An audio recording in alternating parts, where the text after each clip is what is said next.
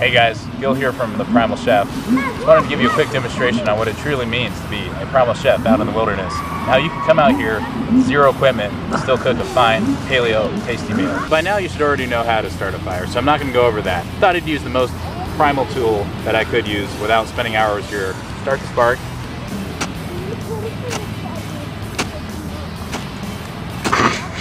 The most primal, efficient tool I could think of, a match.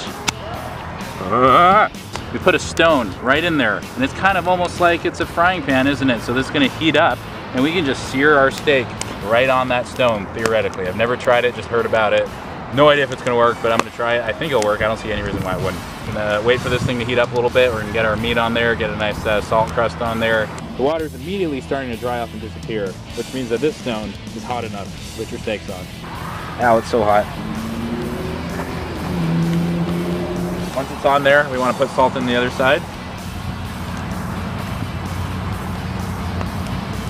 After a couple minutes on its side, we're gonna have to flip it. Now this is gonna be kind of tricky. You don't want to burn yourself and you don't want to lose the steak. You also don't want to puncture it. You're gonna lose the juices. Ow, that's hot. It's really hot. See, it's not gonna be easy. I'm gonna try it from this side. It's a little bit less hot on this side. Ideally, you'd have a little bit of a bigger utensil here that wouldn't burn you, or you'd have some gloves on.